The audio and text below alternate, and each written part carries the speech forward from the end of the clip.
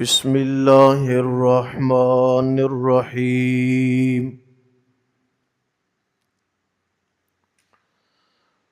لا تقعدوا بكل صراط توعدون وتصدون عن سبیل اللہ من آمن به وتبغونها عوجا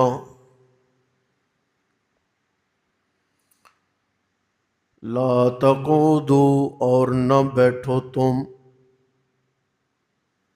بِكُلِّ صِرَاطٍ ہر ایسے راستے پر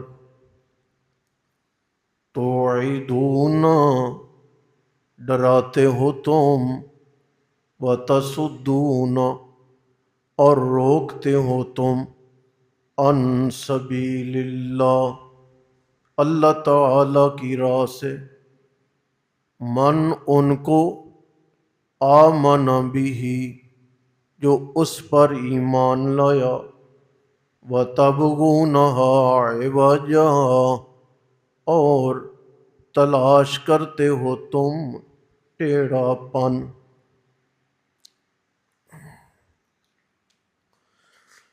ایک بات تو میں پرسوں آپ کو بتا چکا ہوں کہ والدین اگر اپنی آل اولاد کو یہ سہولت فراہم کریں گے کہ ان بچوں کے دوست احباب سے میل ملاقات ہوتی رہے تو چوکوں چوراہوں پہ کھڑے ہونے کا کام اگر ختم نہ بھی ہوا تو کم از کم تھوڑا ضرور ہو جائے گا۔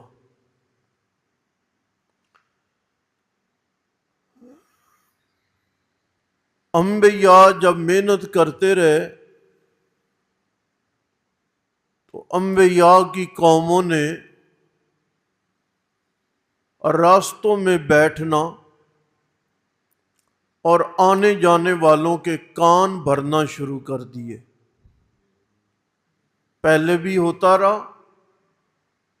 جناب رسول اکرم صلی اللہ علیہ وسلم کے دور میں بھی یہ ہوا۔ راستے بانٹ لیتے، ٹولیاں بن جاتے اور ہر آنے والے کو پیغمبر سے بد ظن کرنے کی کوشش کرتے۔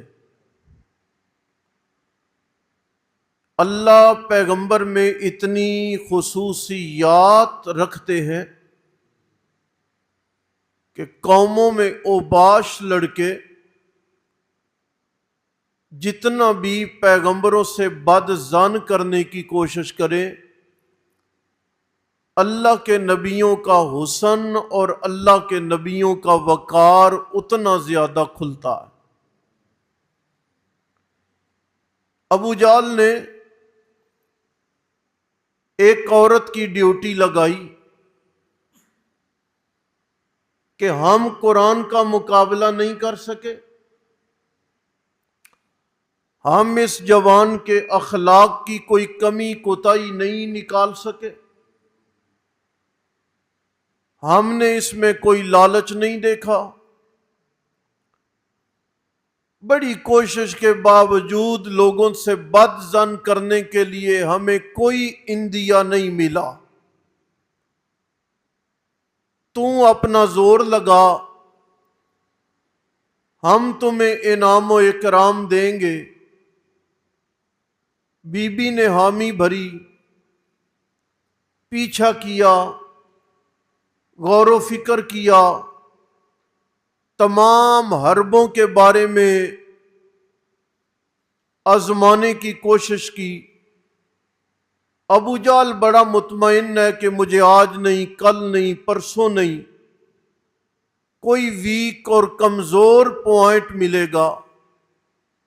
جب نہیں ملا نا تو ابو جہل گیا اس بی بی کے پاس، کام لگایا تھا تیرے ذمہ، کیا کیا تو نے؟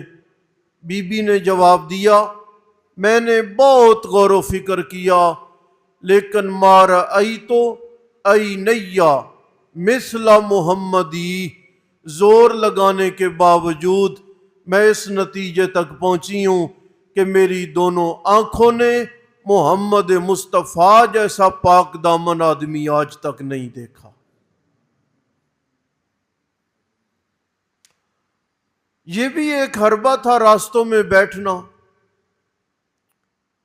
اللہ انہیں یہ کہہ رہے ہیں لا تقعدوا بكل صراط توعدون وتصدون، راستوں میں چوکیاں لگا کے نہ بیٹھ جایا کرو، لوگوں کو تم ڈراتے دھمکاتے رہتے ہو اور لوگوں کو سیدھے راستے سے روکتے ہو۔ کنہیں؟ من آمن بہ، وہ لوگ جو ایمان لائے ہیں، وَتَبْغُونَهَا عِوَجًا، ان کے سامنے دین متین پہ اعتراض کرتے ہو، کتاب مبین پہ اعتراض کرتے ہو، پیغمبر پہ اعتراض کرتے ہو کہ کوئی ٹیڑھا پن ہمارے ہاتھ لگے اور ہم لوگوں کو بدظن کریں۔ لا تقعدوا، ایسا نہ کیا کرو، یہ حربیں استعمال نہ کیا کرو۔ پہلی قوموں میں بھی خطاب ہے اور نبی علیہ السلام کے دور میں بھی مکہ مکرمہ کے باہر چوکیاں لگی ہوئی ہیں، ٹول پلازا کہہ لیں، اور لگی کب ہیں؟ جب نبی مکرم صلی اللہ علیہ وسلم نے دعوی نبوت فرمایا ہے اور ہیلے بہانے آزمائے گئے، لیکن دین پھیلتا ہوا نظر آنے لگا۔ کسی نے کہا یہ کذاب ہے، کسی نے کہا کہ یہ محمد نہیں بلکہ مذمم ہے، اور مذمم کا معنی وہ جس کی مذمت کی جائے، جس کا گلہ گزاری کیا جائے۔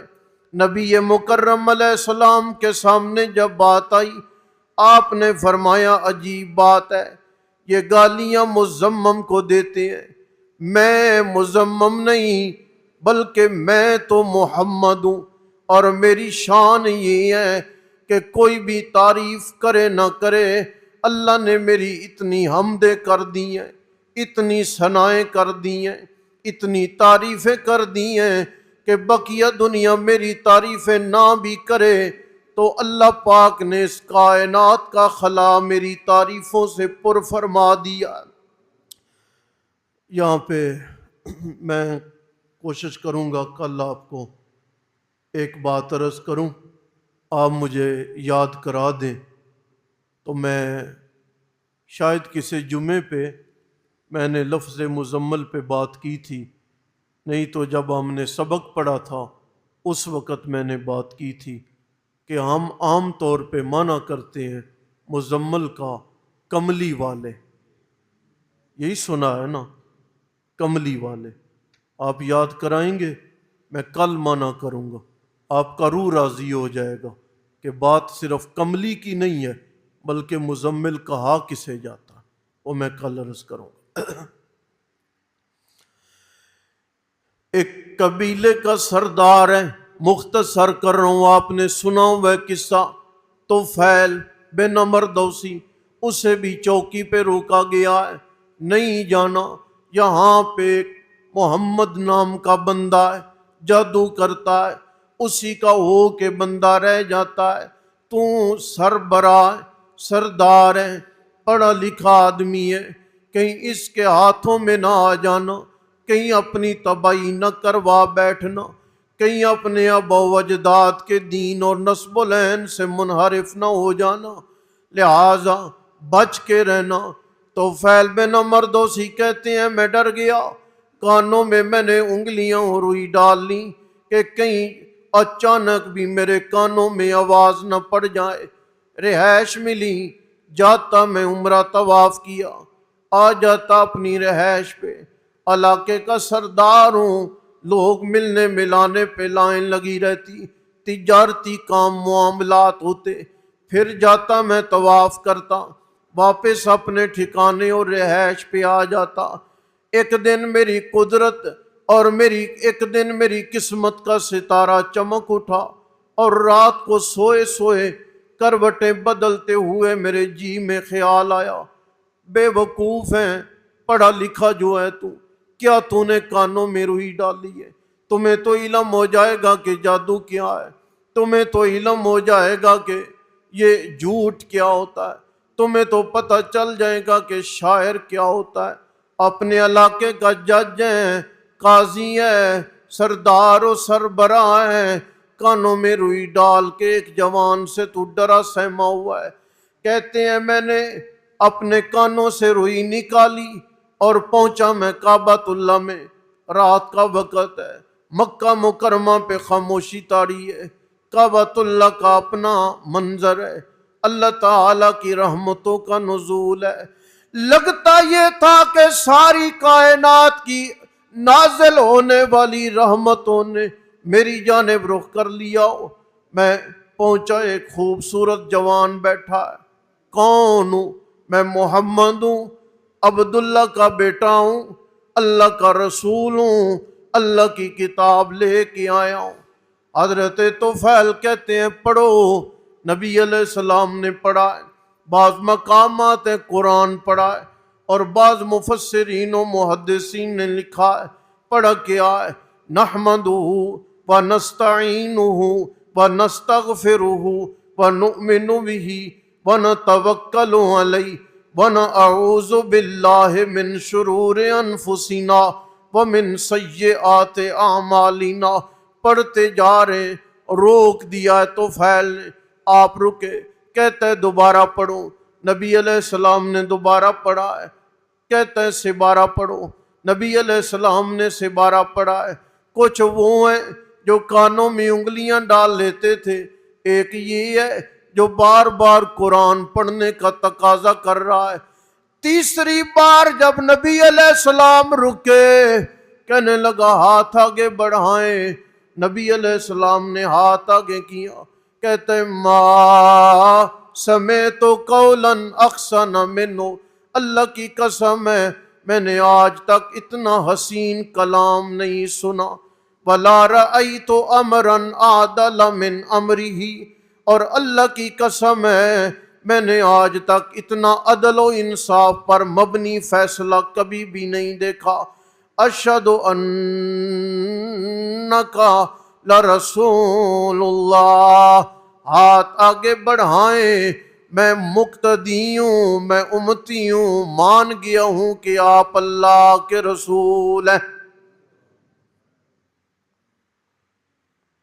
لہٰذا اے راستوں پہ بیٹھ کے لوگوں کو پریشان کرنے کی کوشش نہ کیا کرو، اور راستوں پہ چوکیاں لگا کے لوگوں کو پیغمبروں اور پیغمبروں کے مشن اور کتابوں سے دور نہ کیا کرو۔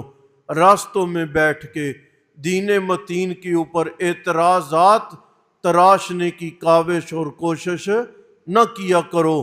یہ دین میں نے نازل کیا ہے، اور جسے میں غلبہ دے دوں، میرے دیے ہوئے غلبے کو کوئی شکست نہیں دے سکتا۔